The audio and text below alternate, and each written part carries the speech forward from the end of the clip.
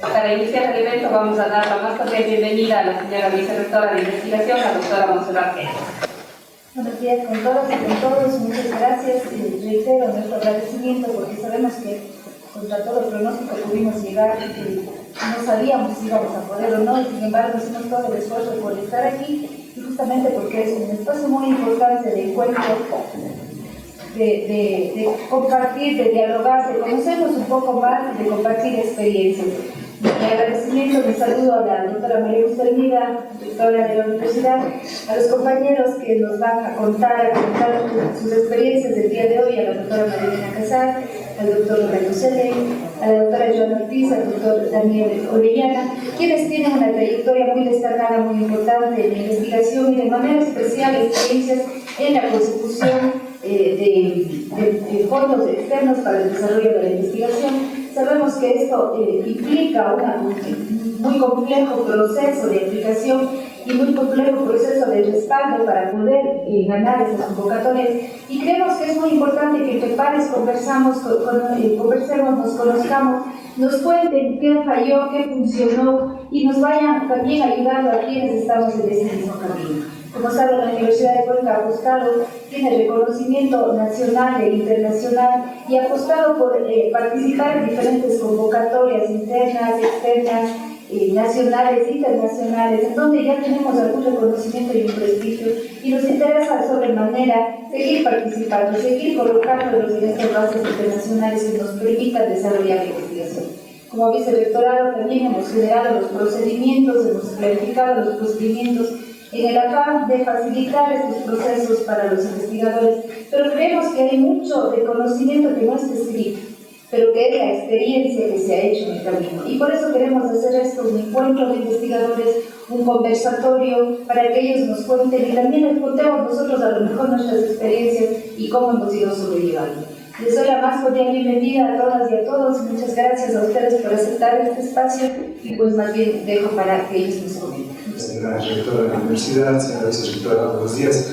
Y hasta aquí quisiera terminar un poco la parte más formal. La idea de este conversatorio es que sea un poco más informal y que tengamos eso, ¿no? Un espacio de diálogo en donde compartamos experiencias para que con nuestros compañeros, profesores, investigadores, podamos mejorar un poco, compartir estos tips que de pronto tenemos. Y por eso voy a permitir, para tratarles ahora por el nombre, Daniel, Joana, María Elena y Rolando, para empezar este conversatorio.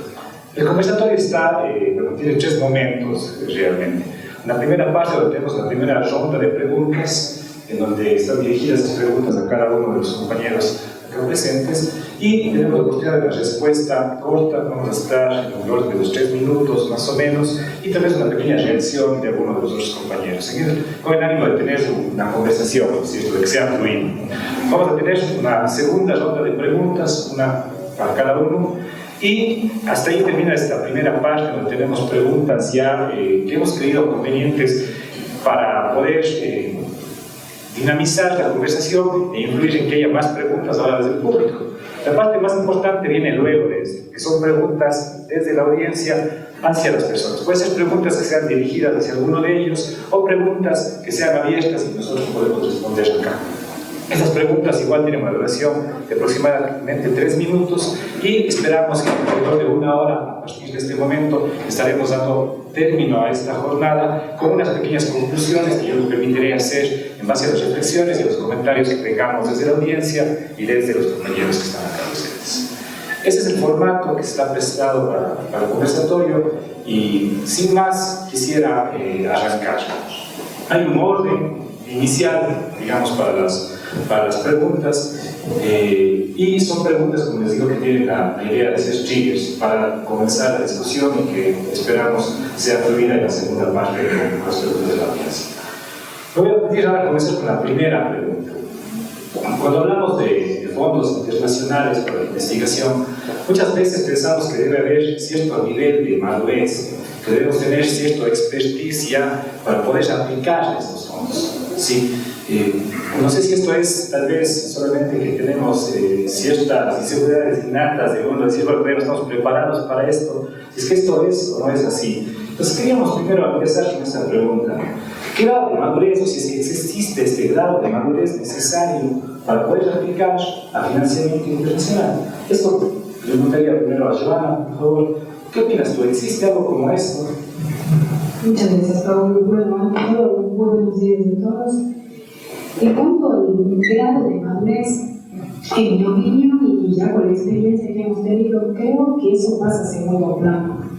Creo que el potencial que tenga el grupo de investigación es mucho más importante porque la madurez va ganando poco a poco.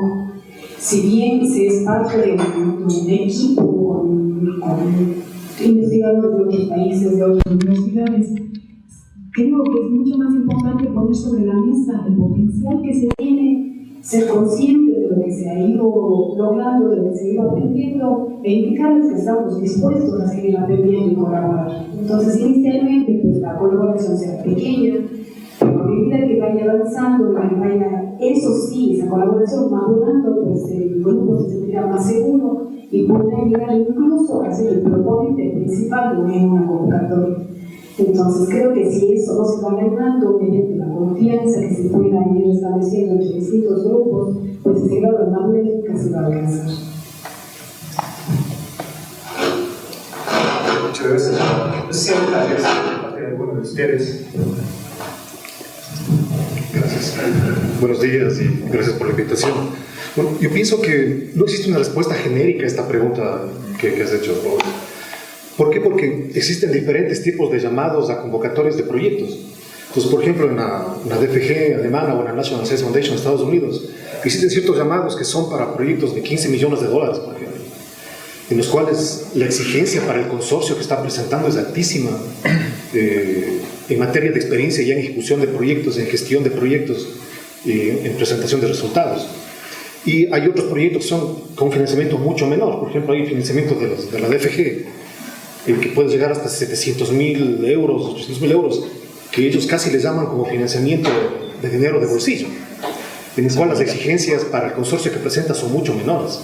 En Estados Unidos, en la National Science Foundation, hay proyectos de 300.000 que tienen todavía menos exigencia, que más lo que quieren ver es que haya habido, que fomentan que se arme un grupo, por ejemplo.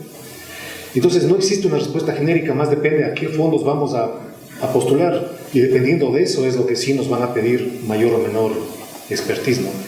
Y la parte clave es, por ejemplo, en la DFG, a cada persona, los investigadores principales que van a formar parte del consorcio, te piden un CV de 2 páginas, que la primera página son todos tus datos académicos, en qué has trabajado, qué proyectos has tenido, y la segunda página es exclusivamente cuántas publicaciones relevantes de los últimos 5 años. Y te evalúan simplemente eso, ¿no? Entonces, no evalúan efectivamente qué grupo tienes, sino más bien este tipo de qué capacidad tú tienes para liderar. Y dependiendo a qué fondo, obviamente, si te piden también más expertise. Entonces, eso sería lo que viene desde mi experiencia, digamos. Sí, gracias. Yo me quedo con ese mensaje, ¿cierto? Primero que es un proceso también de los fondos internacionales que tenemos que empezar en algún punto, tal vez ese proceso de preparación para poder llegar a cumplir, y también porque incluso dentro de los fondos de convocatorias externas también hay diferentes niveles. Entonces tenemos que calzar un poco en qué convocatoria, nuestro nivel de expertise, podemos tener posibilidades de ganar, ¿cierto? Tal vez ese podría ser el primer mensaje que quiero yo. En esta misma línea, justo como tú comentabas, está esta capacidad. Una parte del proyecto internacional es la propuesta. Tenemos que poder demostrar que hemos entendido el problema adecuadamente. Además de eso, que podemos plantear una metodología que pueda resolver esta problemática o aportar en las soluciones del problema. Pero una parte también importantísima es poder demostrar que nosotros tenemos las capacidades necesarias para hacer esto que estamos escribiendo en la propuesta, ¿no es cierto? Y por ahí va la segunda pregunta, Ronaldo. Además de cumplir estos requerimientos y formatos de las entidades externas que ya se piden demostrar experiencia y capacidades, ¿cuáles son las estrategias que han funcionado en su grupo para demostrar este trabajo previo, para demostrar que se tienen las capacidades necesarias para poder llegar a implementar el proyecto exitosamente? Para fondos internacionales yo pienso que, bueno, primeramente tienes que ser aceptado por el consorcio que va a presentar el proyecto, ¿no? Normalmente ya no se financian proyectos a una sola institución. Entonces tú tienes que armar un consorcio, muchas veces te van a invitar desde afuera, y para que te inviten lo que requieres es tener ya un demostrado grado de ejecución de proyectos, de consecución de fondos y de ejecución de fondos, a más de tus publicaciones. Entonces, lo que primero tienes que hacer es ganarte esa confianza de tu grupo, de este consorcio que está buscando socios para armar una propuesta.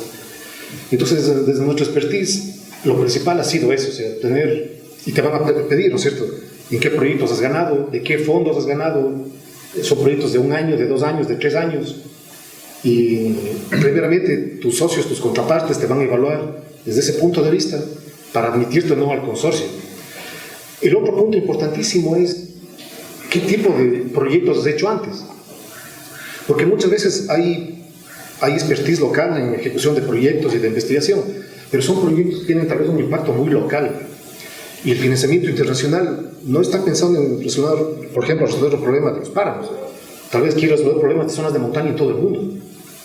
Entonces, si tus estudios y tus artículos se han centrado mucho en algo muy específico para lo local, tal vez ya no eres muy atractivo ya no tienes no van a tener confianza en ti de que vas a aportar a resolver un problema más bien global. Entonces, también va a depender del tipo de convocatoria. Hay convocatorias específicas para zonas andinas, por ejemplo, ¿no?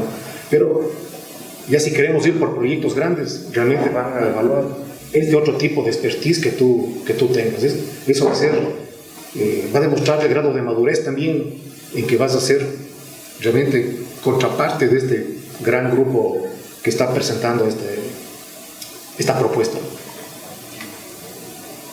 Gracias, Rolando. No sé si hay alguna reacción o comentario adicional. Muchas gracias. En primer lugar, un saludo cordial a todos y muchísimas gracias por haber generado este espacio tan interesante para poder intercambiar experiencias de investigación. Bueno, yo concuerdo mucho con Rolando. En realidad, el hecho de postular a fondos externos, sobre todo en consorcios, refleja pues que ya la persona que está, o el grupo que está integrando el consorcio, tiene un reconocimiento, ¿verdad? Tiene productos que le permiten demostrar su madurez. Para mí también es sumamente importante este hecho, en el que nosotros, como miembros de academia, trabajemos a nivel de pares. Para pertenecer a un consorcio, uno debe tener las mismas fortalezas, debe tener un aporte importante para entregar al proyecto. Porque pensemos una cosa, ¿no? La primera instancia está justamente la postulación, pero la segunda y más importante es el desarrollo del proyecto. Si nosotros no trabajamos a ese nivel, vamos a tener resultados discretos y probablemente sea una experiencia única en la vida.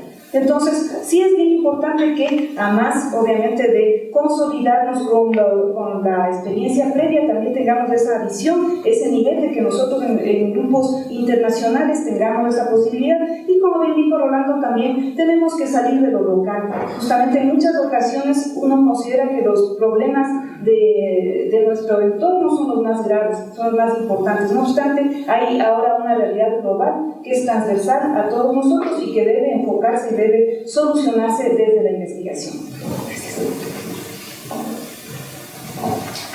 Muchas gracias, María. Bueno, yo me quedo con algunas de las ideas que ustedes mencionaron.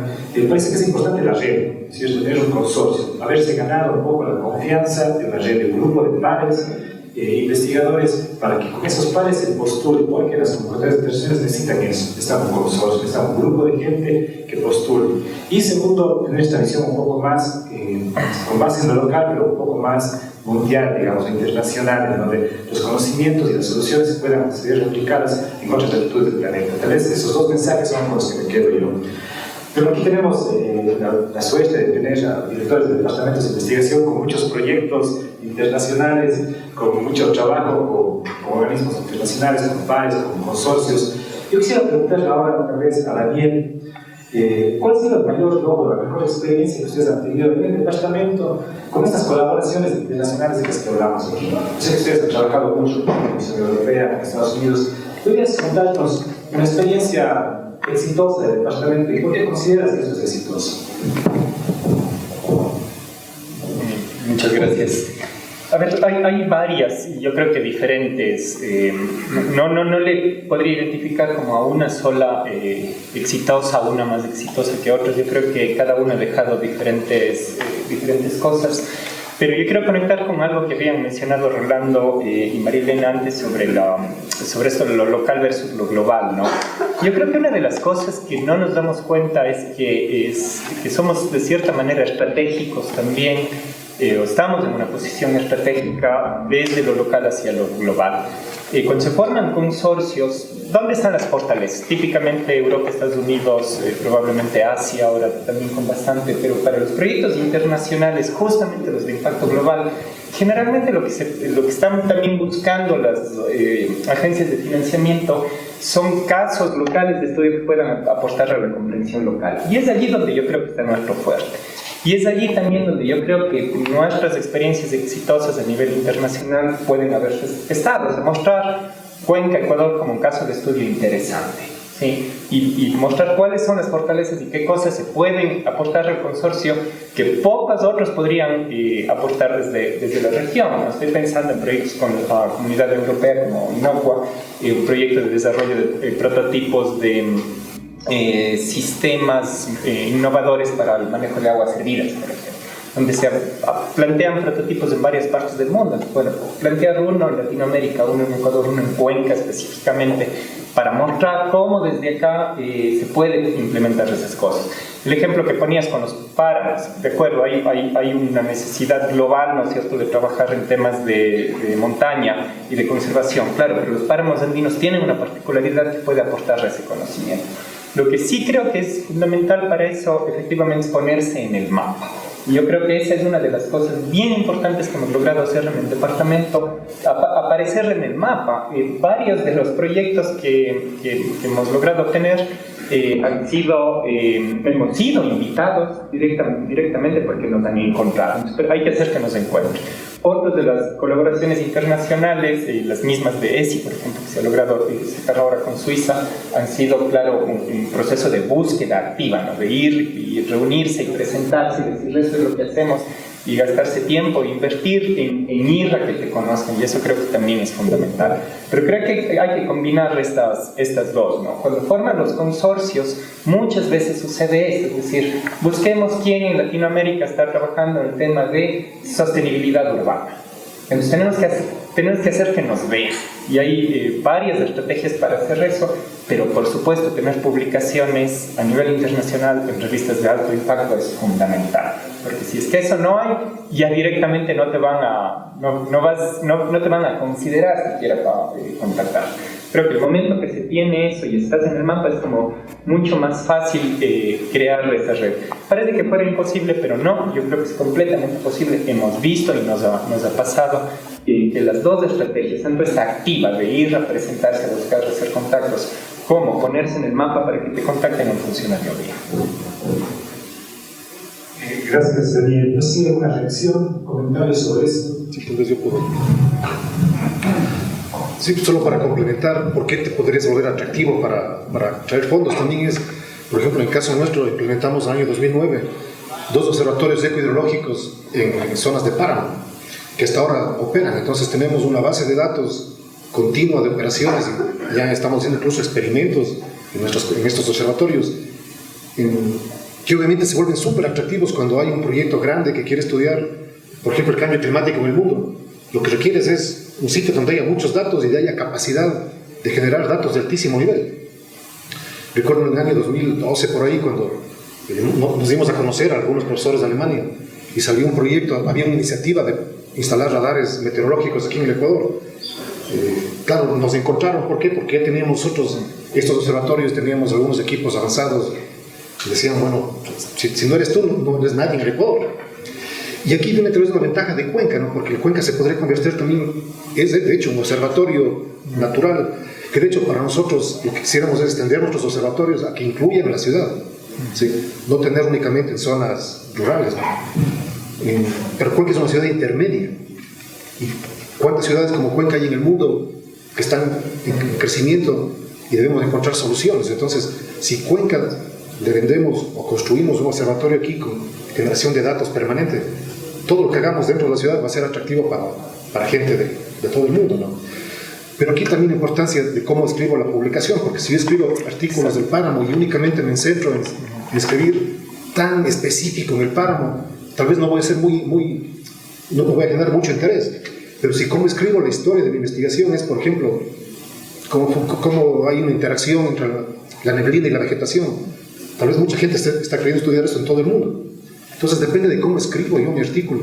Esta frase de Daniel, ¿no es cierto? Ponerse en el mapa. Parece que estos proyectos internacionales hay que ponerse en el mapa. Para eso tenemos diferentes estrategias. Estrategias como activas, estrategias un poco más de las publicaciones que hacemos, de recopilar datos rigurosamente durante un periodo de tiempo que son de la base fundamental para después hacer investigaciones, y también el cómo se escriben los artículos, ¿cierto? Cómo contamos la historia, que se pueda trasladar este conocimiento con nuestras fortalezas locales hacia perspectivas más globales. Me quedo con eso, con las experiencias exitosas y con las ideas iniciales de esta pregunta. Hemos hablado ya de casos de éxito, de las cosas que nos han funcionado, pero no todo es así. A veces uno aprende mucho más de las cosas que no funcionan. Vamos a usar la palabra errores que uno hace a veces, y tal vez eso es muy valioso, aunque uno a veces no los cuenta, no los dice, bueno, ese es mi error más grande. Me gusta más a uno contar a veces los éxitos. Pero Marilena, yo quisiera un poco preguntar ahora de estos aprendizajes, llamémoslo así, ¿cuáles han sido los más valiosos? ¿Qué podríamos compartir, tal vez a nivel de tips, de estos aprendizajes al momento de aplicar o de colaboraciones internacionales? Bueno, como ya estamos conversando, justamente las convocatorias, sobre todo internacionales, son tan diversas, tienen tantas exigencias, son tan diferentes que uno puede ser muy creativo al cometer errores. Uno puede cometer los errores que desee. Pero yo voy a contar una experiencia que a mí particularmente me llama mucho la atención porque justo fue el año 2020. Estuvimos trabajando con un profesor de la Universidad de Osnabrück y un profesor del Instituto Max Planck para un fondo de la DAB. Y era un fondo sobre biodiversidad, y a mí me pareció interesantísimo el tema de las orquídeas. Entonces, ellos también dijeron que ahí, bueno, ya identificamos el vacío de conocimiento, nos pusimos a escribir, todos nos reuníamos en pandemia, obviamente, cerveza en mano, y escribíamos felices. Y yo, me acuerdo, yo dije que Ecuador es un país que requiere, obviamente, generar recursos también para actividades económicas y que las orquídeas eran realmente un importante input, sobre todo para la industria florícola. Y fue una frase que se puso en el proyecto, así que además de querer cubrir un vacío de conocimiento, queríamos aportar justamente en las orquídeas como actividad económica. La evaluación que llegó fue cuestionando esa frase. Dijeron que el proyecto era netamente de investigación y que no estaban interesados en desarrollos o en aportar algún desarrollo que se prevea a futuro para tipo económico. Para mí, realmente esto me puso a pensar mucho de la necesidad que uno tiene de analizar muy bien las bases de la convocatoria para poder postular. Caso contrario, como les digo, los revisores son extremadamente meticulosos y en verdad van a comparar las bases de la convocatoria con lo que uno plantea. Ahí hay que tener un cuidado muy grande. Y sobre todo, el peor error que uno puede cometer es desmotivarse, porque esto es así. Es un trabajo en el que uno tiene que seguir postulando, seguir aprendiendo de los errores y no dejar de tratar, porque las experiencias exitosas las contamos, pero las que no, pues son un montón. Y por ahí están los files en nuestras computadoras, ¿no? Convocatoria de 2020, están ahí como una cruz, pero uno sigue intentando, sigue trabajando. Bien, gracias, Marilena. No sé si alguien quiere comentar. Tal vez. Bueno, como dice Marilena, creo que son muchas experiencias que podríamos contar. Creo que, resumiendo algunas experiencias que nos han sucedido, lo más importante es revisar bien qué tipo de convocatoria es, si tiene un enfoque netamente social, si tiene un enfoque netamente tecnológico, si es de investigación, o como las convocatorias actuales que ya con la experiencia de la pandemia pues combinan mucho tanto la parte de investigación como la parte de vinculación. Pues ahí cuando se presenta, cuando empieza a presentarse el planteamiento del problema, es muy importante irse ubicando dependiendo del tipo de convocatoria. Voy a tomar una palabra de una compañera que decía, bueno, si la convocatoria es de tipo social y nosotros somos del Ecuador, somos del tercer mundo, pues tiene que ser muy lastimera. Y esa es una estrategia para empezar, decir, bueno, nosotros necesitamos muchas cosas y ese es nuestro problema mayor.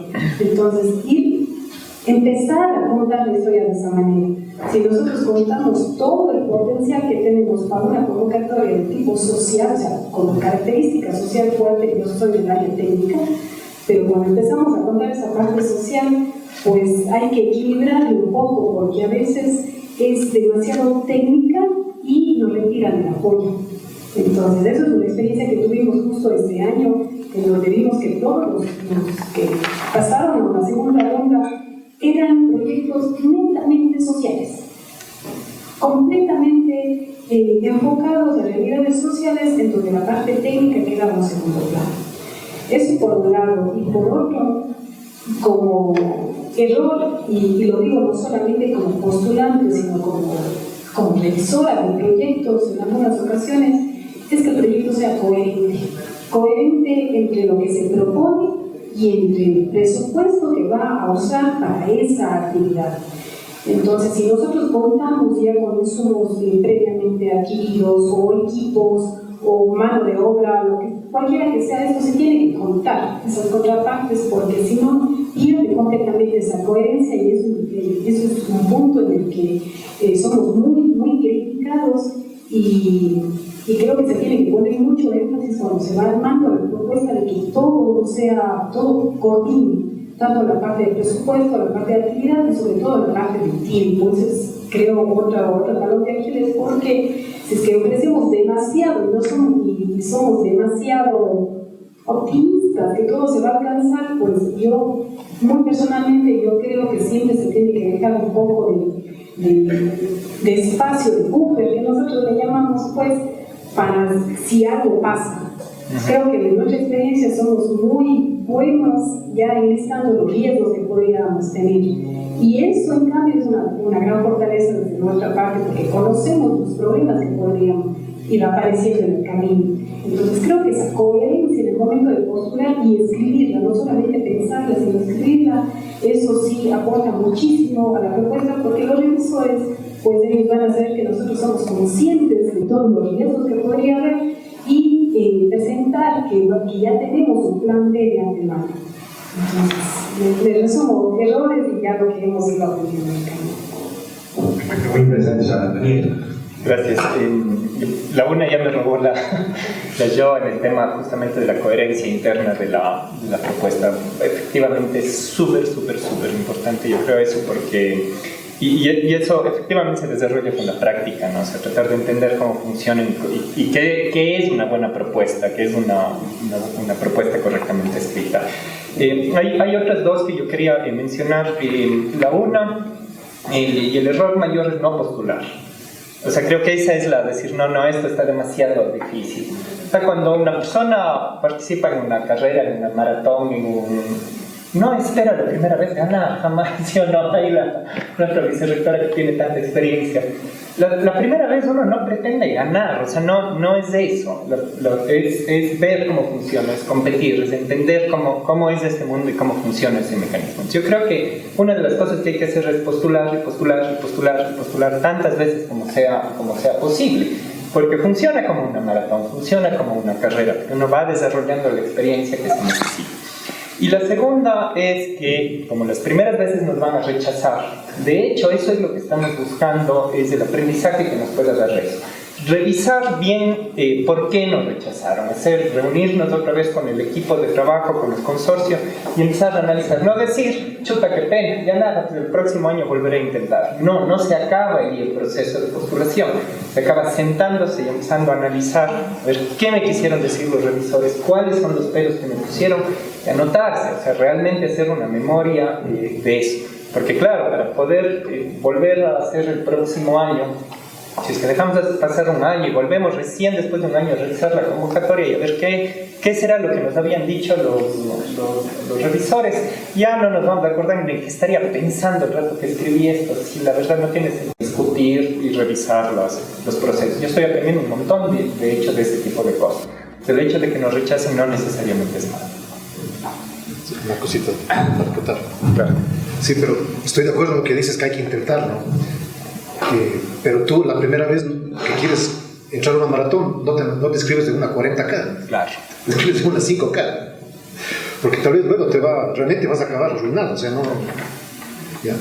Y Claro, pero y por otro lado, realmente, cuando nosotros postulábamos al inicio proyectos internacionales, otra pregunta que hacíamos es, ¿y qué tal que ganamos? ¿Por qué? Porque una cosa que no estamos tomando en cuenta es qué condiciones locales realmente yo tengo para ejecutar ese proyecto. Y si es que nuestras condiciones van a cambiar año tras año, por ejemplo, aquí yo me acuerdo en el año 2010, desde el 2009 hasta 2015, 2016, cómo ha cambiado todo el sistema de manejo de fondos. Antes no había SIGEP, no había contratación pública, era facilísimo ejecutar proyectos, y de pronto cambiaron tanto las leyes, las normas internas. Ahora, en esa época, para contratar personal, a veces en vez de la solicitud de contratación, inclusive extemporánea, igual la aprobaban. Ahora las condiciones nuestras son enviadas ahora y se postula luego, y se envía el contrato y para cargar luego. Pero, por ejemplo, yo he visto algunas personas que han postulado fondos serios, por ejemplo, y vienen con ese optimismo de que chuta, todo me va a ir bien, y que pasan esos fondos de un año y realmente el equipo te llega a los 4 meses, 5 meses y estás arruinado, o sea, acabas incumpliendo. Entonces uno tiene que realmente conocer bien las bases, como ya se ha indicado, y saber si es que realmente es factible o no mi proyecto. O sea, muchas veces caemos por el afán de ganar el proyecto, de ya me metí en este consorcio, al menos voy a tener un proyecto. Luego es una pesadilla completa. Yo he visto colegas que terminan arruinados en algunos proyectos de corto plazo especialmente. Perfecto, muchas gracias. Creo que ha sido súper interesante la discusión. Yo tengo aquí anotadas muchas cosas, me voy a quedar con dos. Lo primero, tal vez en estas convocatorias, lo importante es entender la filosofía de la convocatoria, entender qué es lo que realmente el financiador quiere y armar entonces en ese sentido una propuesta coherente. Y luego, tal vez hablaste, que también me gustó mucho, tal vez no desmotivarse, sino aprender. Creo que con eso nos quedaríamos aquí. Y para la siguiente pregunta, Giovanna, yo quisiera saber un poco estos errores, estos aprendizajes. Muchas de las veces hay una persona o un grupo, una institución que toman ese rol a veces de mentoría, ¿no es cierto? Ese rol, el que nos guía un poco, el que nos aconseja, el que al inicio nos va marcando un poco el camino hasta poder nosotros luego ya correr. No sé si en el caso del departamento, del grupo de investigación, existió algo como eso, ¿no? Como este rol mentor del profesor, de la persona o del grupo de investigación, tal vez. Muchas gracias. Es una pregunta complicada. ¿Por qué complicada? Porque poco a poco cada uno de los investigadores de los grupos de investigación pues han ido encontrando ese rol en distintas personas o en distintas instituciones. Cada uno va tomando su camino, evitando esa suerte de duplicidad. En nuestro caso, ya hablaría del grupo, pues el apoyo que hemos tenido de los profesores del programa VIR fue muy importante en enseñarnos a ser investigadores. Yo inicié cuando era todavía estudiante de pregrado, en 2007. Ahí mismo fui formando como investigadora. Yo había sido ayudante de investigación desde 2005 y por eso tuve la invitación para pertenecer a ese proyecto que tuvo una de 10 años. Hice mi doctorado dentro de ese grupo, así que como si yo tengo escuela beca. Pero ya en la marcha nos fuimos encontrando en el país con otras universidades que tenían escuelas diferentes. Entonces, hoy en día conformamos parte de la red VIR de Ecuador con la ESCOL, que también tiene escuela beca, porque fueron parte del programa VIR que se llegaron a nuestro, pero también tiene escuelas de Estados Unidos, porque muchos de sus investigadores se han formado allá. Entonces, eso fortalece mucho porque tienen diferentes visiones. Y por otro lado, dentro de esta red también está la Escuela Politécnica Nacional, que tienen escuelas completamente diferentes, y ahí nos topamos con un grupo muy personal. Trabajo con FK, con la doctora Jenny Robles, y ella tiene una altísima trayectoria en distintos proyectos de investigación internacional, pero ella tiene escuela suiza y francesa. Entonces, todos hemos puesto nuestras capacidades sobre la mesa y hemos aprendido esas diferentes habilidades. Entonces, en los últimos años yo podría decir que ese grupo que hemos formado como red, que de ahí han salido varios proyectos a nivel internacional, a nivel nacional. Hoy en día tenemos ya conformado el consorcio de la unidad alimentaria, justo con las personas con las que trabajamos en el grupo Anteseria, justo tomando las palabras que decía Rolando, pues si nosotros lanzamos un proyecto de un año y no tenemos nada de antemano, no se cae. Entonces, dentro de este consorcio, nosotros hemos planteado proyectos y hemos ganado algunos proyectos sobre la misma línea, y en Anteseria tenemos ya una reputación ganada realmente, porque ellos saben que cumplimos y por otro lado saben que nos hemos ido, que tenemos equipamiento, pero creo que lo que vamos a hacer nosotros es hacer investigación aplicada. Entonces, este tipo de consorcios a nivel nacional nos han fortalecido muchísimo. Si bien nosotros tenemos ya un pasado con universidades internacionales, pues irnos fortaleciendo localmente a distinto nivel, no solamente en la parte de investigación, sino también en la parte de docencia, de posgrado, pues creo que ha sido una de las mejores experiencias que hemos tenido, porque es ahora lo que tenemos actualmente y creo que va a seguir esa cooperación por muchos años. Gracias, Joana. ¿Sería alguna reacción?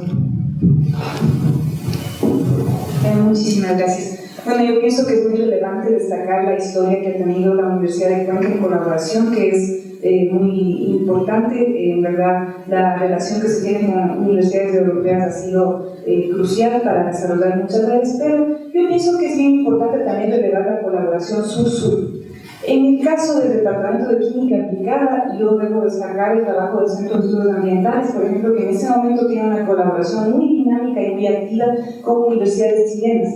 Nosotros como Facultad de Ciencias Químicas también tenemos un convenio específico con la Universidad de Chile para desarrollar intercambios académicos de investigación. Esto no debemos subrayar, ya que la ventaja, digamos, de la colaboración sur-sur es, en primer lugar, el hecho de manejar problemas comunes, también viéndolo desde el punto de vista económico. Por ejemplo, el desplazamiento a países sudamericanos es bastante más económico que hacerlo, obviamente, ya transoceánico, ¿no? Entonces, sí hay que pensar y hay que relevar este tipo de relaciones y fortalecerlas, porque yo pienso que el compartir problemas en común, incluso temas, digamos así, burocráticos y temas en los que nos entendemos con otras instituciones sudamericanas, también da mucha fortaleza.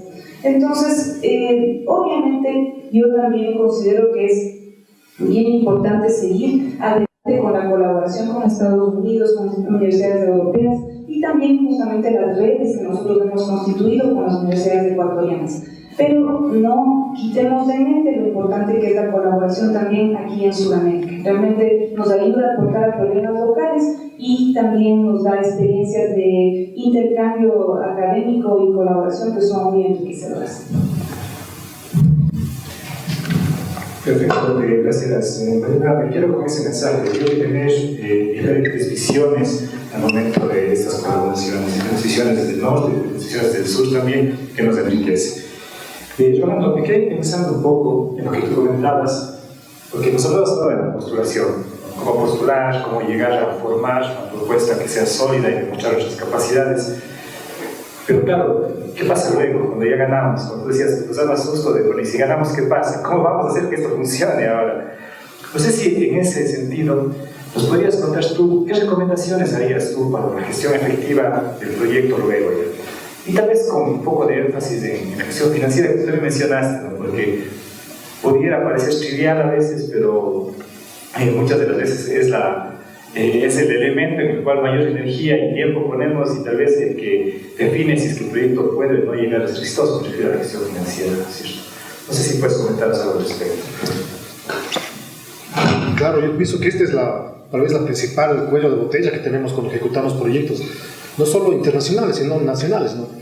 Y claro, a nivel internacional el problema es que es nuestra imagen hacia el exterior, no solo fuera del país, sino de fuera no fuera de la ciudad, sino fuera del país. Entonces, sí es para mí un problema. Y para mí, creo que deberíamos empezar a tener una asistencia integral para cuando uno quiere meterse a este tema de investigación y generación de fondos internacionales, ¿no? Yo recuerdo los primeros proyectos que nosotros ejecutamos fueron con fondos CNCID, o sea, nacionales, pero también fondos externos a la larga. Y en esa época no teníamos, fue en el año 2009, no teníamos todavía un grupo como el que tenemos ahora, no teníamos apoyo administrativo. Entonces, es lo que pasa ahora con muchos profesores. Entonces me tocaba a mí hacer los oficios de pago, hacer todo el trámite burocrático, administrativo para contratación. O sea, era una carga enorme de trabajo. En esa época yo no era profesor de la universidad, era solamente, de hecho el proyecto Senacid me pagaba mi sueldo, entonces yo no era profesor como es ocasional, nada. Entonces tenía 40 horas para hacer el proyecto y realmente yo me quedaba en la quinta de Balsaya hasta a veces 10 de la noche haciendo oficios y haciendo solicitudes de contratación, viendo que los contratos estén bien, órdenes de pago. Era un trabajo administrativo enorme. Entonces veo ahora colegas que ahora quieren hacer investigación, no tienen un grupo, a veces unos no quieren asociarse a un grupo, no quieren asociarse a un departamento que ya tiene apoyo administrativo. Y yo veo que eso no es sostenible, o sea, va a ganar los fondos y no va a ejecutar el proyecto. Y recuerdo en el año 2012 más o menos, estaba aquí el profesor Fey y le habían pedido a él que evalúe la ejecución de proyectos de la DIU en ese entonces. Y cuando él evaluó, encontró que la gran mayoría de proyectos que tenían problemas era porque no había podido ni siquiera empezar. O sea, ganaron el proyecto y le dijeron, ya tienes los fondos, empieza. Y ahora, ¿cómo hago? Porque no tengo la capacidad administrativa de generar contratos, de generar todo ese primer entorno necesario para que el proyecto pueda en sí arrancar. Y ahí viene el problema, que el director del proyecto se convierte en alguien netamente administrativo y se olvida de la parte científica. Y el proyecto es una catástrofe, ¿no es cierto? Entonces, muchos de esos proyectos que evaluó Fein, me acuerdo, y se les acababa el periodo de ejecución, y la ejecución financiera era 10%, ¿sí? O sea, y eso ocasiona un montón de problemas a toda la universidad, o sea, no solamente para ese proyecto. Entonces, eso vuelve otra vez a la madurez de los grupos y a la consolidación de los grupos. ¿Cómo deberíamos nosotros internamente tener realmente una incubadora, si se quiere, de grupos de investigación, que los departamentos que ya están consolidados o que podrían ya consolidarse realmente fomenten y apoyen a estos grupos? ¿Sí? Porque caso contrario vamos a tener este lío, o sea, me llegan fondos del exterior y luego no puedo ejecutar del exterior, o sea, digo, no solamente internacionales, sino también nacionales, pero no puedo ejecutar porque no tengo las condiciones necesarias para poder hacerlo. Entonces, viniendo tal vez algo, adelantándome tal vez alguna pregunta tuya, es el futuro de la U, ¿qué debería ser en materia de investigación? O sea, buscar consolidar y dar ese soporte administrativo, porque, claro, si hay personas que me piden asesoría, a veces mucha gente viene a preguntarme ¿cómo haremos quiero postular a estos fondos internacionales? Entonces, la primera pregunta es ¿cómo vas a ejecutar? ¿Tienes la capacidad o no? Si no, realmente yo sí le digo, no entras a esa carrera, porque va a ser terrible, o sea, te van a llegar los fondos y luego no vas a poder ni siquiera ejecutar. La universidad nos apoya mucho en la parte de la gestión financiera, por estar atados al sistema de contratación pública en el Ecuador, es algo que cada vez se está volviendo peor. Entonces, algo deberíamos ser capaces de hacer, porque la universidad debería quedar fuera de ese tipo de manejo financiero, porque necesitamos esa libertad que a la larga nos va a dar competitividad. Entonces, nosotros, si bien tenemos potencial para hacer todas las actividades de investigación, el hecho de que no tengamos los recursos, los insumos, lo que necesitamos para iniciar el proyecto, pues eso va restando nuestras capacidades y muy seguramente en la siguiente convocatoria pues no seremos considerados porque quedamos mal. Pero es ese sistema público el que nos habla mucho. Entonces, la empresa pública, por ejemplo, creo que está haciendo un buen trabajo, ha progresado mucho en los últimos años, todavía falta ir buscando alternativas para las distintas áreas, los distintos problemas que nosotros podamos llegarles a ellos. La parte de la Facultad de Ciencias Químicas, por ejemplo, tiene una diversidad de necesidades que creo que eso todavía falta ir madurando y falta ir creando esa confianza con ellos, pero sea lo que sea, la empresa pública sigue siendo una institución pública. Entonces, el Ecuador en sí, como país, sí nos está limitando muchísimo de tener libertad para el manejo de fondos. ¿Qué pasa en la parte privada? Por las experiencias que hemos tenido, cuando tenemos un proyecto serio, dejamos absolutamente todo el dinero en manos de serio. Y ellos, al ser una institución privada, pues lo manejan de manera súper eficiente y tenemos todo lo que necesitamos a tiempo. Entonces, desde ese punto de vista, nos ha ido muy bien trabajando con serio. Por otro lado, ya con proyectos internacionales, pues creo que las instituciones fuera del país son conscientes de los problemas que tenemos, tal vez no solo en el Ecuador, sino en distintos países latinoamericanos, incluso africanos, no sé, pero ellos dan la opción. Creo que son tan conscientes de eso que dan la opción de que el dinero se quede fuera del Ecuador para poderlo manejar de una manera más eficiente. Entonces, justo ahora nosotros estamos terminando un proyecto de colaboración de 5 años, un proyecto TIM, y dejamos todo el dinero en Bélgica. Entonces, simplemente hacemos nuestra lista de requerimientos, ellos sí piden proformas, lo analizan, es decir, todo el análisis muy coherente de qué es lo que estamos comprando, pues lo hacen, toma un tiempo, sí, pero es mucho menor a lo que sucedería aquí, pero después sale. Entonces, creo que sí deberíamos hacer algo como universidad, no solamente decir sí hay la posibilidad de dejar los jóvenes, sino hacer algo como universidad para que la universidad sea tratada de una manera diferente, porque son muy diferentes de las otras instituciones públicas. Gracias, Joana. Bueno, yo me quedo con eso. Primero, con que este tema administrativo financiero no es una cosa trivial, es algo que puede llegar a ser crucial al momento del proyecto, entonces tenemos que planificar, diseñar una estrategia para que los fondos se circulen.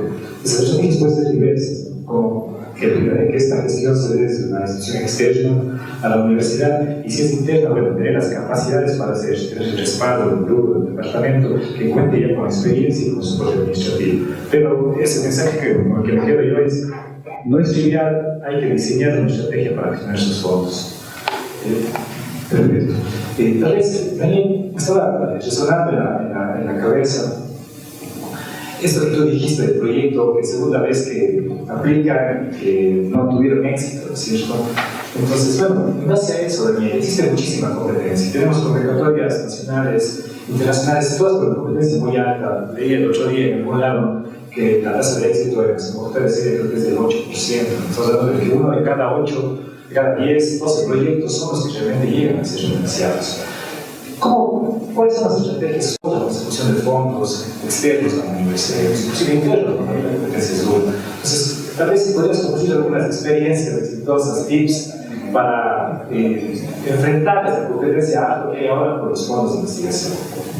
Es buenísima la pregunta, no es fácil. Me ha tocado la difícil. A ver, una de las cosas que yo creo que siempre es importante es acordarse de ver cuál es ese punto diferenciador, es decir, cómo mi propuesta en concreto, mi consorcio, yo dentro de mi consorcio, puedo ofrecer algo que pocos más pueden ofrecer. Entonces, allí sí hay que agarrarse de todo lo que puedas, ¿no? Por un lado, obviamente, del nivel de madurez de los grupos, de la investigación, de la trayectoria que puedas tener y hacer eso como muy evidente.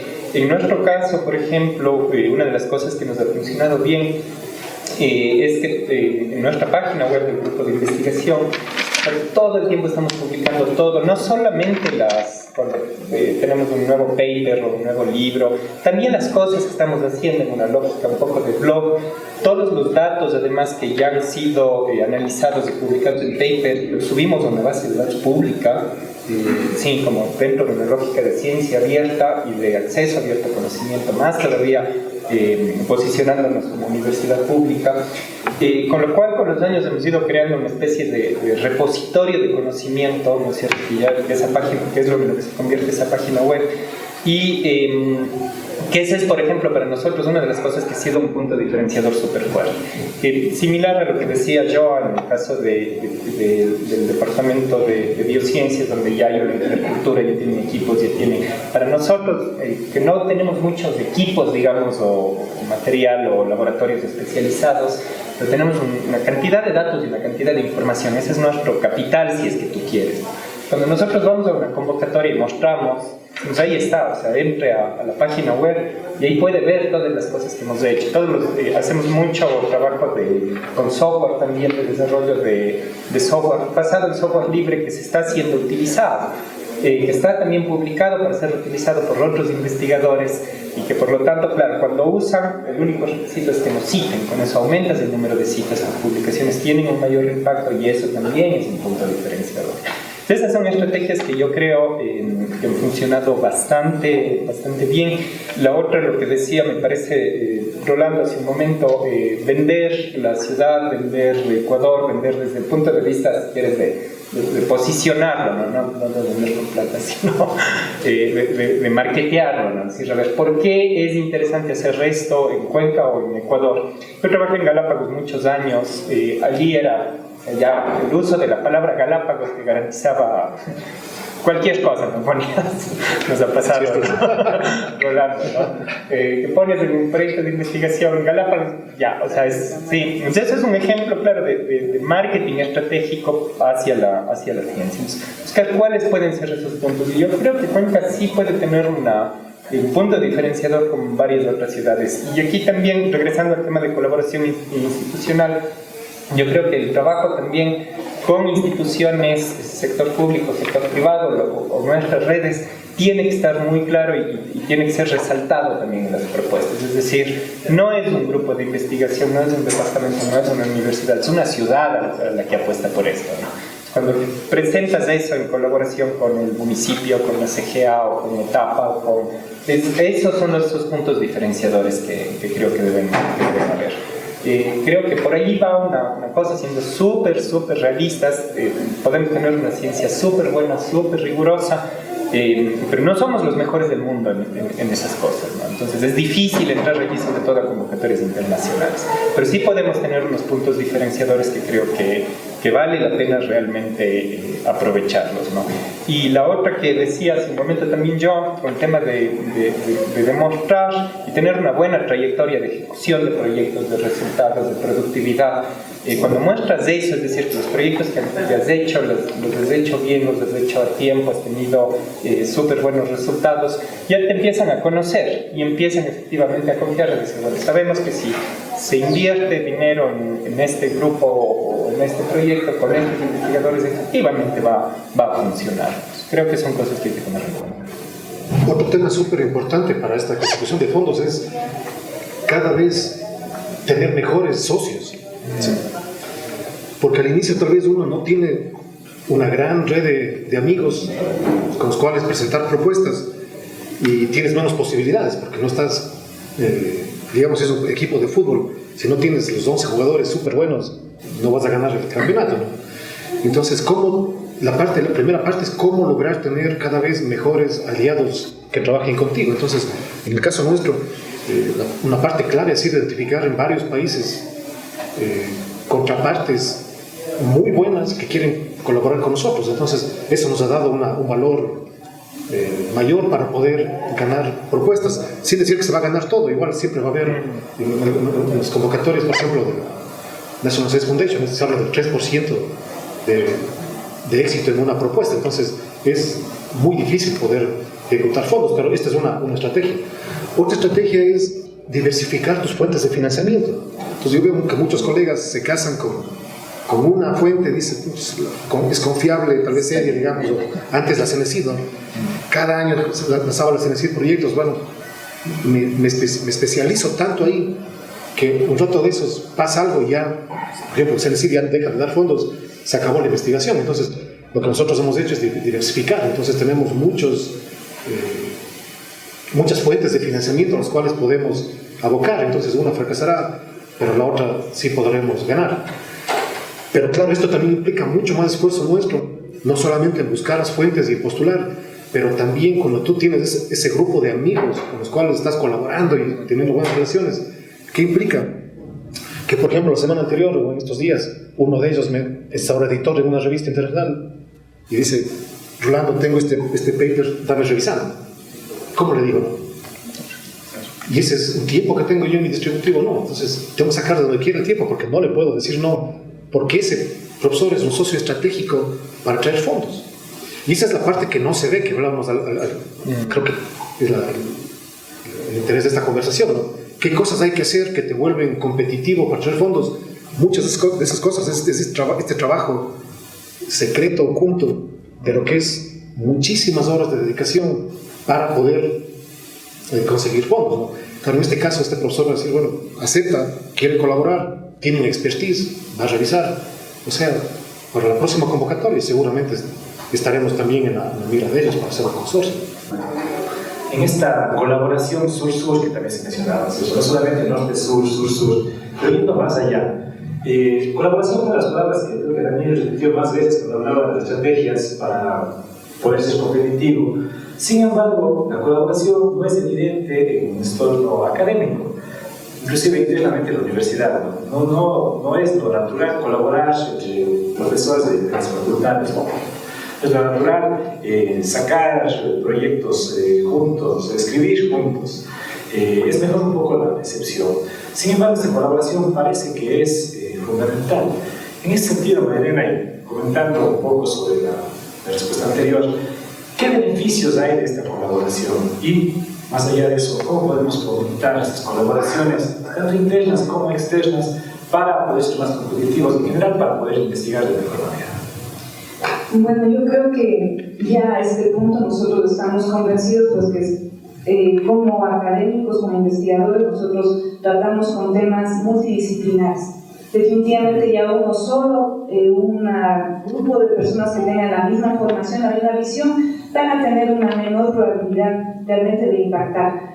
Luego de haber escuchado las intervenciones también de todos mis compañeros del panel, hay cosas bien importantes de relevar. Por ejemplo, lo que decía Rolando, mantener la confianza de nuestros partners es fundamental. Realmente, no solamente de colaboraciones externas, sino también de colaboraciones internas. El hecho, por ejemplo, yo tengo experiencias que agradezco mucho con profesores de ciencias agropecuarias de haber colaborado. En momentos en que yo tenía mucha dificultad de acceder a equipos, el grupo de biotecnología de ciencias agropecuarias me abrió las puertas, me apoyó, y realmente eso ha sido algo que yo valoro muchísimo y que da cuenta de que en la Universidad de Cuenca nosotros tenemos personas generosas que nos van a apoyar para poder seguir adelante con iniciativas de investigación. Y esa colaboración queda. Yo recuerdo cuando hubo la oportunidad en cambio de hacer un proyecto con la DAD, se hizo una escuela internacional aquí en nuestra universidad, que fue para mí toda una experiencia, porque tuve que replicar la eficiencia alemana aquí, porque los alemanes esperaban que todo funcione como un reloj. Yo tuve justamente el gusto de invitar a los compañeros que trabajaron conmigo y pudimos hacer esta actividad tan interesante con estudiantes ecuatorianos de la Universidad cuencanos y alemanes. Entonces, aquí hay puntos importantes que considerar. El primero, que la colaboración realmente es un capital que debemos cuidar muchísimo, con la confianza que se debe establecer entre las partes, con el cumplimiento justamente de actividades que no solamente están descritas en el proyecto, sino también las que usted menciona, Rolando, fuera del proyecto. Nosotros tenemos que estar siempre dispuestos a seguir adelante, a generar nuevas ideas y sobre todo pues pensar que tanto para la generación de fondos de investigación como para experiencias académicas diferentes como congresos, como estas escuelas internacionales, debemos tener nosotros siempre una red de contactos de colaboración. Y asimismo, pues la universidad tiene que darnos el apoyo correspondiente para ser flexibles en nuestras actividades. Nosotros no podemos solamente estar haciendo actividades rutinarias, repitiendo lo mismo, sino tenemos que generar nuevas ideas, y ahí es bien importante lo que la universidad nos puede dar como soporte de gestión, como soporte también de ejecución de fondos para poder seguir manteniendo nosotros también como socios confiables. Eso es muy importante. Gracias. No sé si hay alguna reacción adicional. Si no, terminamos los primeros dos momentos, las primeras dos rondas de preguntas y empieza la parte más interactiva. Hemos tenido, creo, bastante material para pensar, para poder un poco reflexionar sobre nuestras propias prácticas de gestión de fondos. Y ahora quisiéramos escuchar preguntas de la audiencia. Creo que María Eugenia nos va a ayudar con eso, para poder tener preguntas de la audiencia que esperamos fomenten siempre el debate. Tengo al menos 2, 3 manos levantadas, 4 manos levantadas. Comenzar la discusión. Hola, buenos días, señora rectora, señora vicerrectora y compañeros. La verdad es que creo que con Rolando, con Daniel, hemos conversado varias veces los problemas que implican estar al frente de proyectos en donde se reciben fondos externos y que uno de los grandes problemas son de ejecución. Entonces creo que valdría la pena pensar que de este diálogo sí se busquen algunas soluciones entre esas experiencias que terminen siendo validadas de alguna forma por la administración financiera de la universidad. Pero más allá de eso, creo que los últimos temas que mencionó Marilena, ese apoyo también a conservar los talleres, debería también ser visto en cómo los rectorados se puede fomentar esa relación entre redes nacionales y redes internacionales. Cuando hablamos de redes internacionales, por ejemplo, en el instituto máximo nos dan 2 horas y son 2 horas que no alcanzan para nada. Entonces, ¿cómo gestionar de mejor forma los proyectos cuáles son esas mejores prácticas? Debería estar de alguna forma recogida en, no sé si en documentos o en alguna estrategia que en cambio sí sirva para poder trabajar con la universidad. Y dentro de esto, uno de los detalles que aparentemente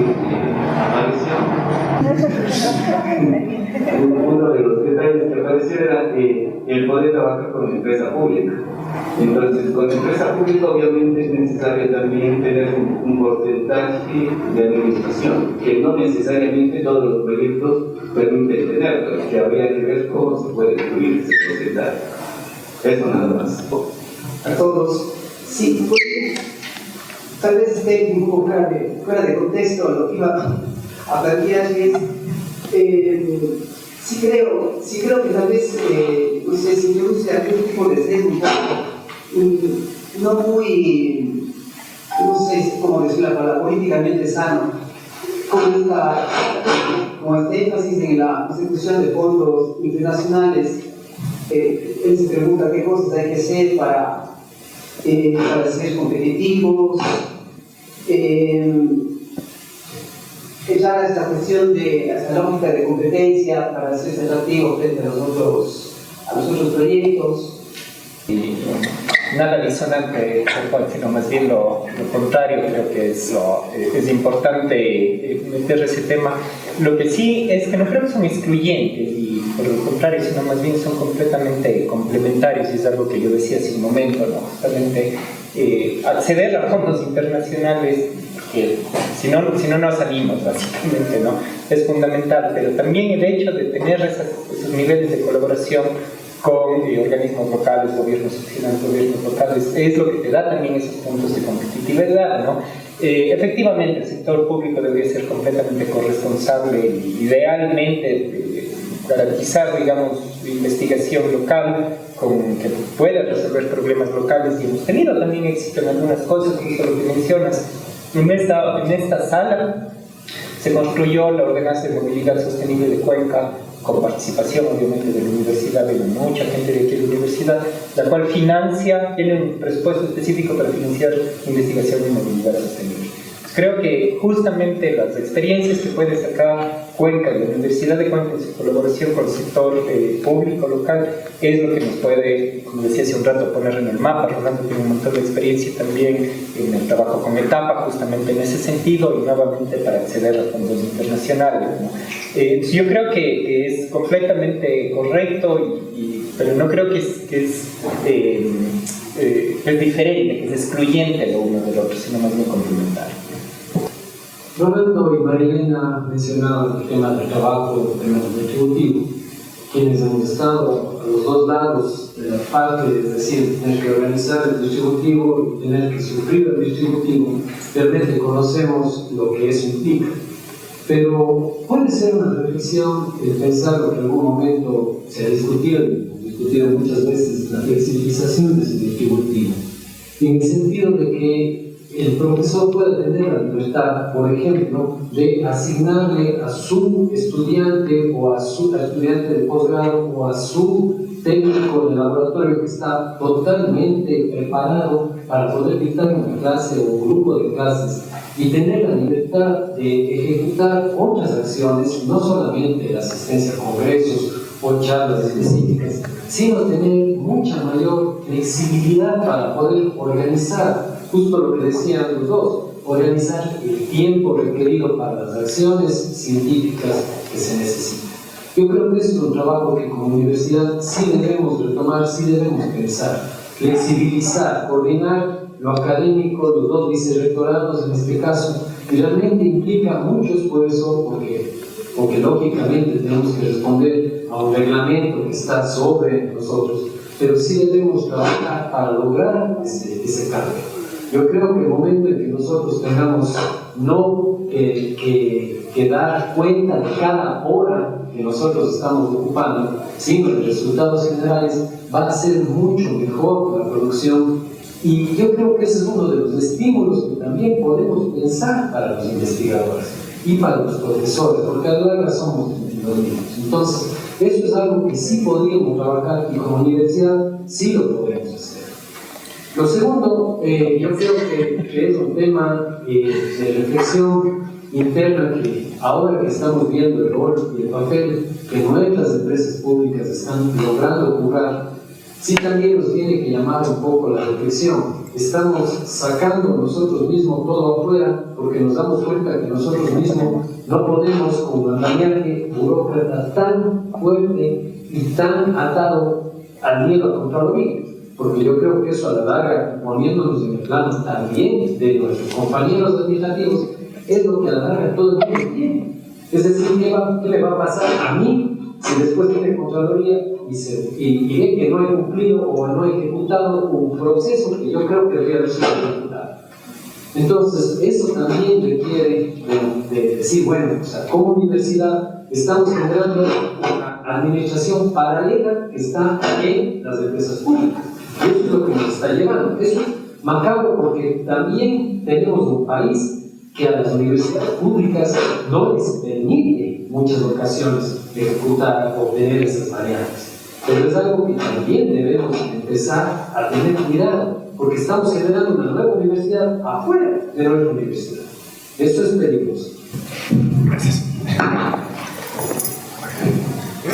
Bueno, yo quisiera aprovechar de conversar un poquito de los tópicos que presentó Vivi, también los tuyos, porque son muy importantes. En efecto, yo pienso que el hecho ya de lograr de conseguir un financiamiento para hacer investigación ya nos representa un esfuerzo bien grande, ¿verdad? Es un esfuerzo que evidentemente no está reflejado en nuestras horas laborales. Nosotros lo hacemos eso en casa. Mi pobre marido sufre porque a mí la inspiración me llega a las 2 de la mañana. Sí. Yo me levanto a las 2 de la mañana y el proyecto ya cuando estamos en fase de proyecto, del pobre sufre porque no puede dormir. Pero bueno, en fin, eso ya estaba en la letra chica del contrato matrimonial. Pero bueno, lo que yo más bien quería decirles es que en efecto nosotros al contar con la empresa pública, si bien es cierto, en verdad, tenemos una opción, realmente esta opción sí tiene que ser mejorada, tiene que ser fortalecida, y lo que decía Bill es muy pertinente, ¿no? Hay diferentes niveles de fondos. Hay fondos grandes que sí van a tener la posibilidad de pagar pues con facilidad de lo que requieren. Hay fondos pequeños que no van a poder hacer eso, ¿no es cierto? Entonces yo pienso que la universidad debería implementarse una política de solidaridad también para que todos los grupos de los niveles en los que estamos, ¿no es cierto?, sigamos creciendo. Caso contrario se polariza, ¿verdad?, y se enfoca el apoyo a ciertos fondos de financiamiento que son grandes y se deja pues también de apoyar a quienes están surgiendo, que eso es lo más relevante, ¿no es cierto?, que la investigación siga adelante en diversos niveles de madurez. El hecho que Fabián plantea también el tema del distributivo, de flexibilizarlo, eso es algo crucial. Ahí sí tenemos que buscar una manera, obviamente dentro de los parámetros legales con las que se puede hacer. Yo recuerdo conversar con profesores de España alguna vez que nos decían que tienen un ciclo de clases y otro ciclo sin clases. Tienen ciclos sin clases, ellos se dedicaban a participar en intercambios, a generar proyectos. Obviamente yo sé que eso va a ser evidentemente súper complicado en las condiciones que nosotros trabajamos, pero sí se debería pensar en que el distributivo debería dar espacios, en verdad, para que nosotros tengamos la posibilidad incluso de pensar, porque a veces eso también uno no se tiene ni siquiera tiempo para poder desarrollar las ideas con la rigurosidad que debe darse para poder empujar las fronteras del conocimiento, porque al final lo que nosotros queremos hacer desde diferentes ámbitos, de diferentes perspectivas, desde eso, la investigación empuja las fronteras del conocimiento.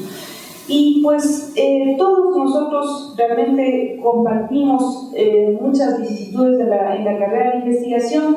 Necesitamos justamente un apoyo que sea cada vez más consistente y sobre todo que considere estas particularidades de que somos una universidad que nos enorgullecemos de tener todas las áreas del conocimiento, y ahí tenemos que responder a nuestra universidad con acciones oportunas, ¿verdad? Y en eso nosotros confiamos en nuestras autoridades, que van a tener la capacidad de generar pues políticas nuevas, políticas creativas para estos problemas nuevos que surgen en investigación. Quiero dar algunas palabras con respecto a estos temas que has topado, pero bueno, primeramente también contestando a la pregunta anterior, yo hablaba que hay que diversificar las fuentes de financiamiento, y eso implica también las fuentes locales. Ahora, evidentemente, trabajar con las que se mencionaba es súper difícil, porque hay instituciones que están por obligación, su función fundamental, investigación. Entonces tenemos la CENESID y fuera del país muchas otras, ¿no es cierto? Pero, por ejemplo, ¿cómo le convencemos al municipio de que nos financie investigación? Es muchísimo más difícil convencerle a una institución que no tiene como su meta principal hacer investigación, que financie, que cofinancie ese tipo de proyectos. Entonces, es una labor mucho más ardua, que implica también, desde nuestra parte, educación.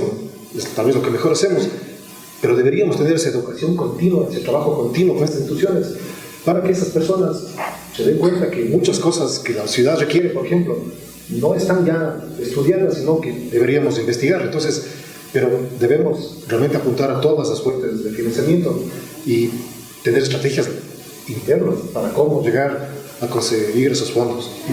Y el otro tema que decía ya Fabián con respecto al distributivo y cómo se maneja y los problemas que hay en investigación, para mí, yo sí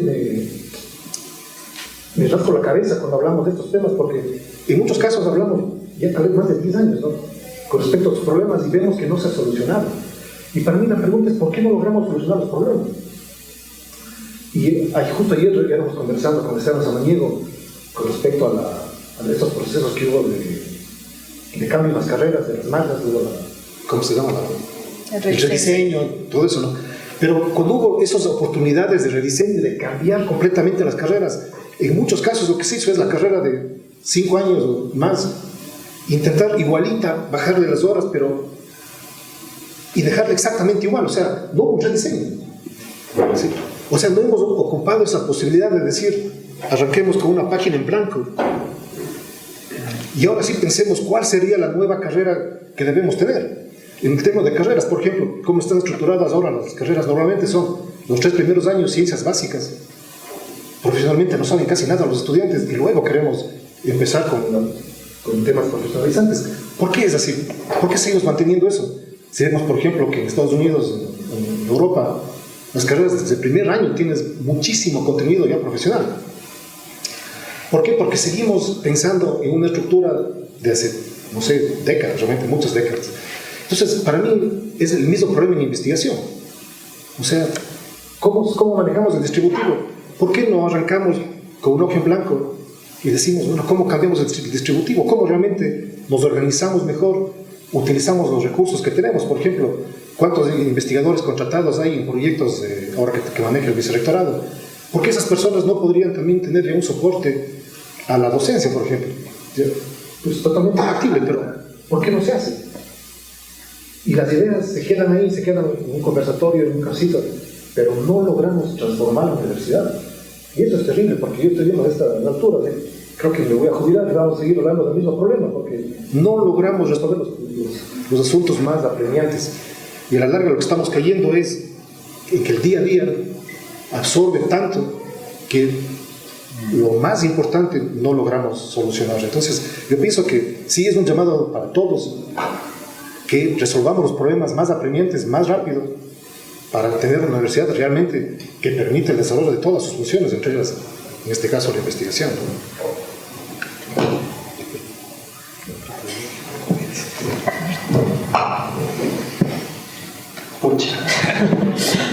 Y yo creo que has tocado efectivamente temas claves y, como dice Rolando, temas que no son de ahora, sino que desde hace 10 años se han venido conversando, ¿no? Yo creo que aquí efectivamente este tipo de conversatorios son parte de la apuesta y que creo que hay que jugársela, ¿no? Creo que hay que empezar a buscar esas soluciones, ¿no? No me acuerdo si era el mismo profesor Feyen que decía: la universidad es una institución del siglo XVI con metodologías del siglo XIX que enseña contenidos del siglo XX para desafíos del siglo XXI.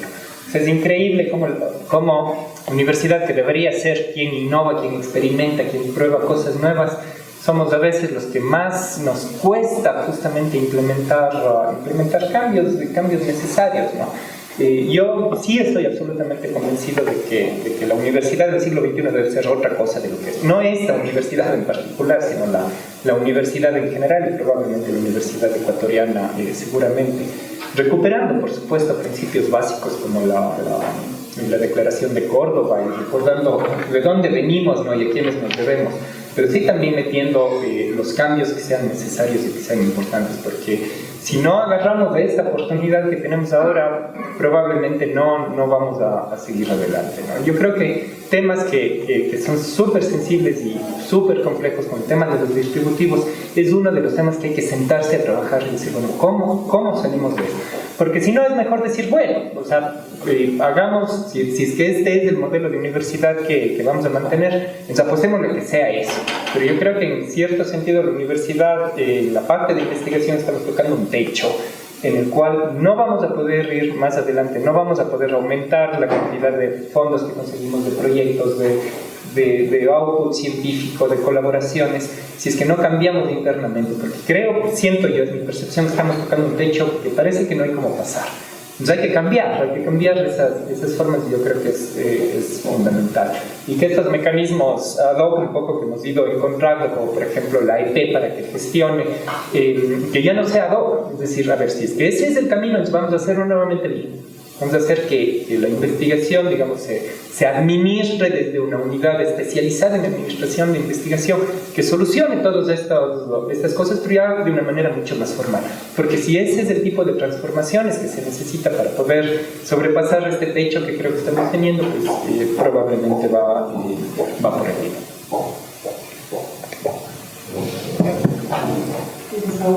Bueno, para terminar la intervención de los cuatro, creo que podría resumir la dificultad que tenemos con los distributivos, con la motivación. Y voy a repetir las palabras que ya creo que dije en el seno del Consejo de Investigación: pues la mejor motivación para un investigador es tener la libertad para trabajar. Entonces, buscar los mecanismos, saber que podríamos organizarnos en cuestión de un año. Creo que aquí con María Elena nosotros hemos tenido experiencias bastante interesantes porque compartimos cursos de docencia, e internamente por parte de la Facultad de Ciencias Químicas pues siempre hemos tenido esa libertad de organizarnos, y como compartimos docencia en distintas áreas en el mismo curso, pues en algún momento decidimos dar la primera parte del semestre daba María Elena, la segunda yo. Entonces teníamos esa libertad de que en este periodo yo puedo viajar, yo puedo hacer algún tipo de actividad, voy a escribir, y después nos intercambiábamos porque teníamos esa libertad dentro de del mismo curso y con el respaldo de la facultad. Entonces hay mecanismos, hay estrategias pequeñas, habrá estrategias más grandes, pero buscar esos caminos de libertad que a la larga nos van a motivar. Creo que es la mejor forma de que nosotros podamos seguir avanzando como investigadores. Gracias. No sé si hay... Vamos a por demás tiempo, yo creo que vamos a tal vez a no responder a todas las preguntas. Te indican 3 preguntas más. Bueno, María Eugenia se va a encargar de revisar ahí, pero seguro Pausto, por favor, a preguntar. Muchas gracias. Quería saludarles a todos los que están presentes. Creo que la mayoría pertenece a la comunidad científica universitaria, y a quienes están iniciando ver muchos jóvenes aquí. Y creo que este es un punto sumamente importante en este proceso que es reciente, que digamos en la perspectiva de la historia de la universidad es bastante nuevo. A mí me da mucho gusto haber escuchado al panel y haber recibido reflexiones sinceras sobre el tema de la investigación. el hecho de posicionarnos en la posición que nos corresponde, de sentirnos una entidad sur, ¿no es cierto?, que tiene todas las riquezas, pero al mismo tiempo todas las debilidades que ya han sido expuestas y que no las voy a repetir acá. Subrayo algunas cosas que han dicho ustedes, perdón, me voy a centrar así de un tema a otro, pero me gusta mucho entender de que nosotros tenemos que rescatar esa visión de que ha habido una construcción de sabidurías y de conocimientos, no por parte de las universidades, sino por parte del sur, digamos así, por parte de nuestro mundo. Y esas sabidurías y esos conocimientos están allí, ¿no? Y nosotros tenemos que fomentar la relación con esos lugares, con esos sitios, con esas comunidades, para aprender muchas veces, descifrar esos conocimientos y colocarlos dentro de la comunidad científica. Y esos son los espacios que nosotros tenemos que ubicar para identificarnos como sur y para insertarnos también en la comunidad científica internacional, y eso es difícil. Y para eso creo que apelo a las cosas que ustedes han dicho, se requiere persistencia, se requiere dedicación, se requiere también un cierto dominio de los diferentes campos de los que vamos incursionando como universidad. Y creo que ese es un tema muy importante.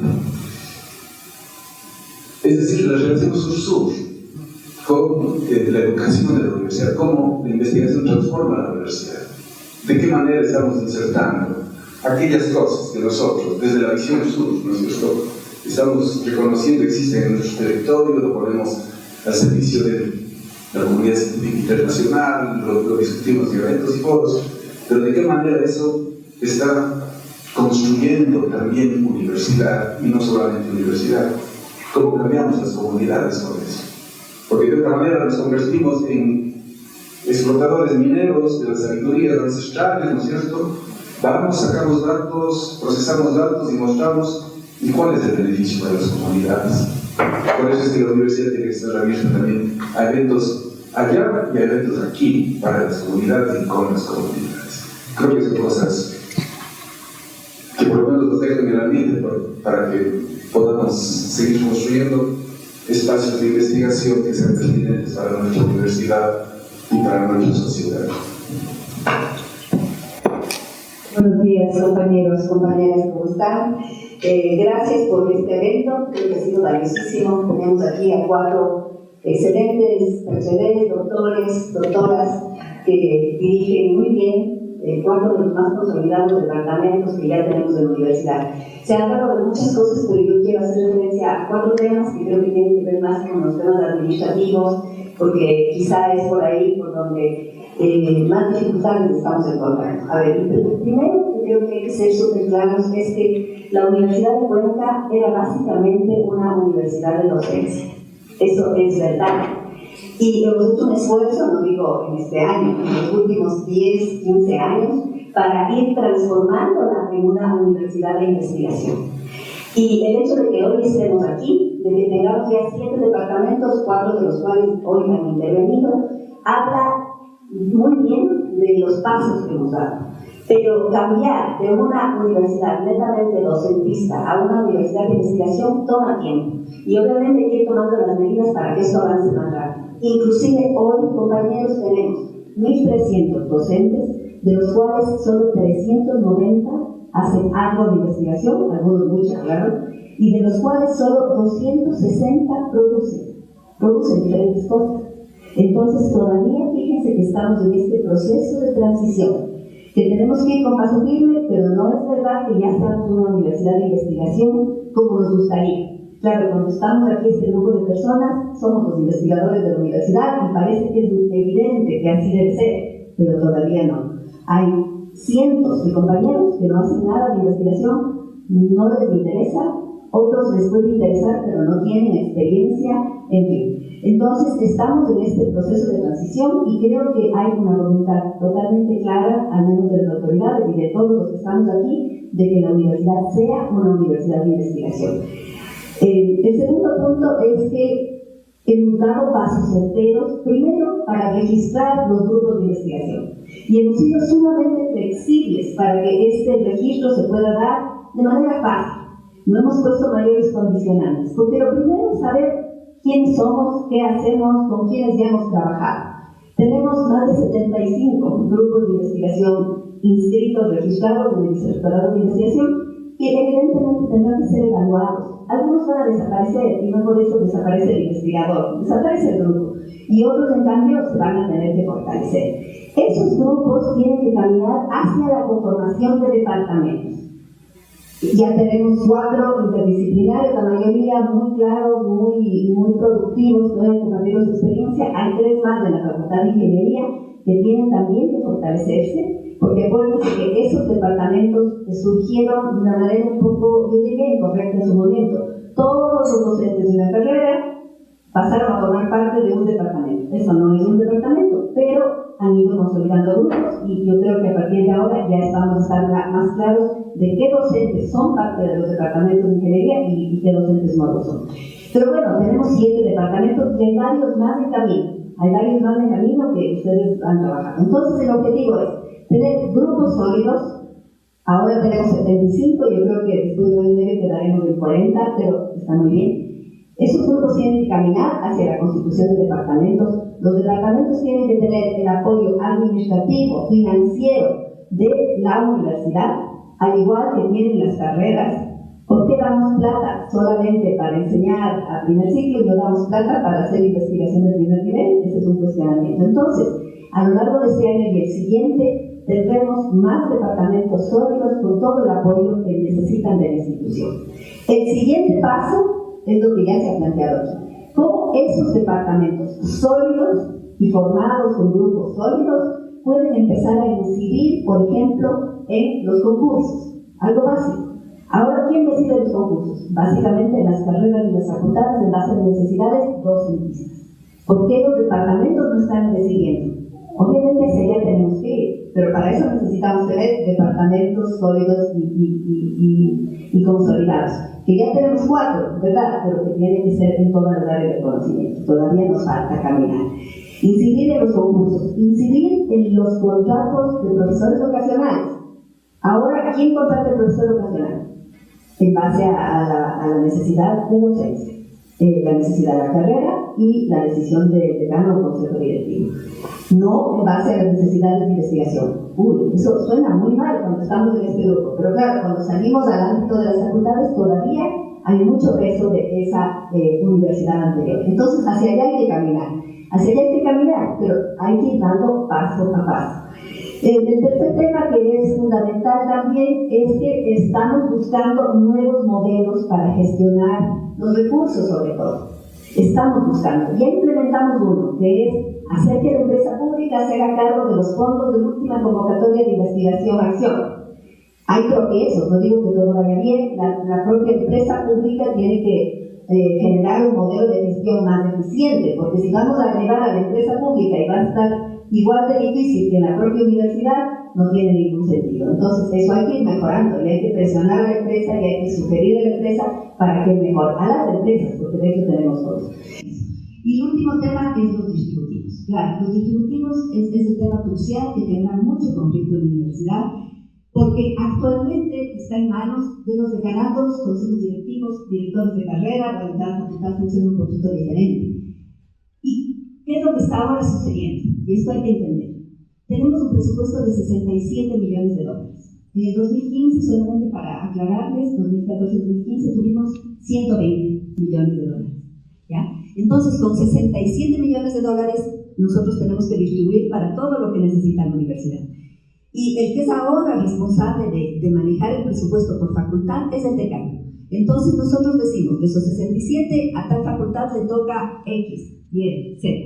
Y el decano tiene que con ese X hacer que funcione su facultad. Entonces distribuye para las clases primero y en segundo lugar para la investigación. Ahí obviamente con más presupuesto sería mucho más fácil, porque al menos estos 260 investigadores que están produciendo deberían tener libertad. Ya hablemos de paquetes de horas o como se llame, pero tendrían que tener ya de partida 20 horas y los más productivos o quizá ya más senior 30 horas de investigación, más allá de lo que hagan. proyectos, propuestas, congresos, revisión por pares, consejos editoriales de revistas, bueno, todo lo que hacemos los investigadores.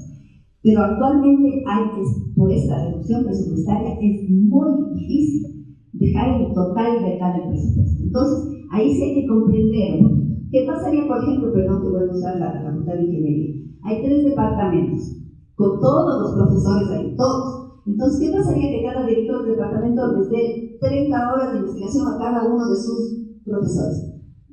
No sale el presupuesto, no hay cómo. No hay cómo por el tema presupuestario, ¿no es cierto? Entonces, ahí hay que mediar. Yo he sido investigadora, sí, me sigo considerando investigadora, voy 1 año, 3 meses, como apenas acabar algunos papers que quedaron pendientes y nada más. Y obviamente he estado del lado de los investigadores. Todos deberíamos tener mucho más tiempo porque sin duda lo necesitamos. Pero también hay que considerar que hay toda esta restricción presupuestaria y justo por eso, compañeros, el jueves anterior nos unimos a esta protesta, porque ese presupuesto es indispensable. La Universidad de Cuenca, que llegó a tener 120 millones, ahora está con 67. Y sin embargo, estamos haciendo un esfuerzo para fortalecer la investigación y la vinculación. No queremos dejarlo de lado en ningún caso. Y también para empezar con una diversificación de oferta, por ejemplo, en el tema técnico-tecnológico, arrancamos ya con la primera carrera, porque eso es una necesidad social también muy imperiosa, ¿no? Entonces, estamos en ese punto medio. Hay que exigir el presupuesto de la universidad pública, hay que exigirlo, porque yo en muchos foros lo he dicho, no es posible que tengamos 3 universidades de posgrado, ANDI, Flaxo, IAM, que reciben fondos del Estado para hacer posgrados de investigación, es decir, ellos reciben fondos y nosotros no. ¿Por qué? Porque si tenemos ya doctorados, maestrías de investigación, ¿por qué no recibimos fondos estatales para financiar esto? Contarles que hace 2 semanas estuve en México. La UNAM, una gran universidad latinoamericana, tiene todos sus posgrados gratuitos, porque tiene un presupuesto de $2.000 millones anuales, el doble de todas las universidades del Ecuador.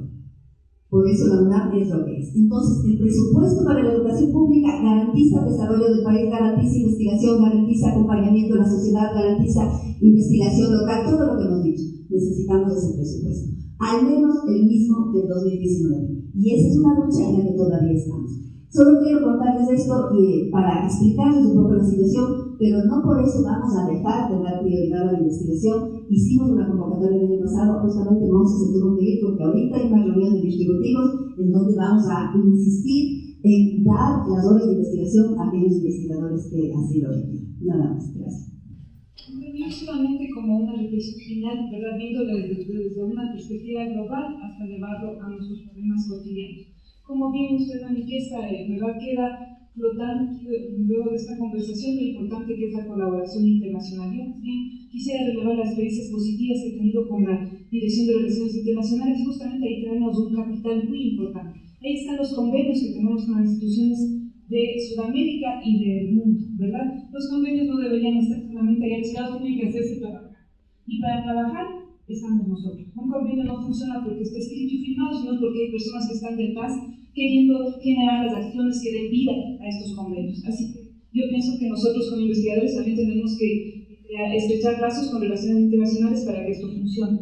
Rescatar uno de ellos, tal vez como un compromiso de todos nosotros como investigadores, que es ser creativos para encontrar esas estrategias de trabajo, ya sea a bajo nivel, ya sea internamente en nuestros grupos, con otras universidades, con otros grupos dentro de la misma universidad, con otras universidades ya a nivel internacional, para buscar esos canales de estrategias, de podernos mostrar, visibilizar, pero también ser creativos y ver de nuevo. Una de mis preocupaciones más grandes es la gente que se queda detrás, aquellos investigadores que se están formando y si no tienen la oportunidad de llegar a la mejor formación, pues nunca van a salir de donde están y se van a quedar estancados. Entonces, una de las estrategias de ser creativo es tomar a una de esas personas, una o 2 personas. No necesariamente necesitamos un programa en el que vayan formándose en escritura científica o algo así, sino nosotros, cada uno de nosotros, tomar a una persona que está aprendiendo y ayudarle a caminar. Tomará 1 o 2 meses y podemos ver resultados muy prometedores y ayudarnos entre todos. Creo que ese sería un compromiso que podríamos tener.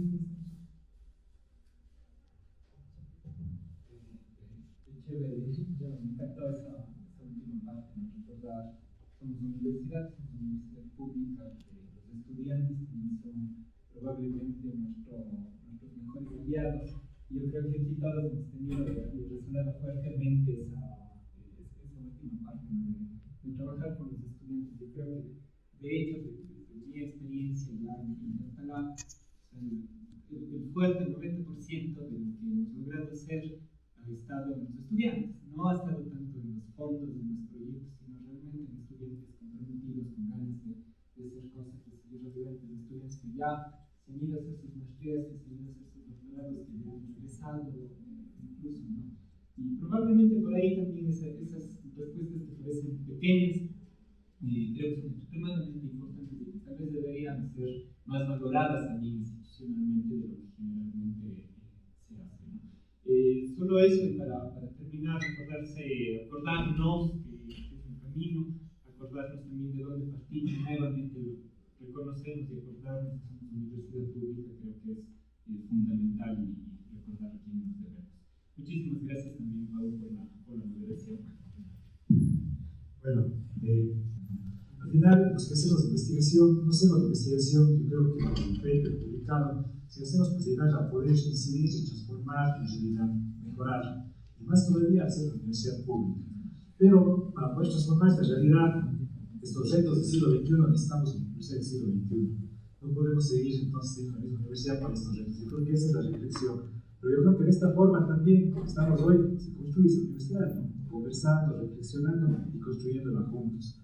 Yo creo que eso es el mensaje con el que me quiero quedar yo y con el que quiero terminar este conversatorio. No sin antes agradecer aquí, bueno, estuvo la señora rectora, vicerrectora, pero también quería reconocer la presencia de la directora de Relaciones Internacionales, Marisabel Huy, que hoy día nos acompaña con Steve Gardner desde el Illinois College, que es justamente esa muestra, ¿no? Ese esfuerzo que estamos haciendo como universidad para posicionarnos en el mundo, ponernos en el mapa, como decía el Daniel.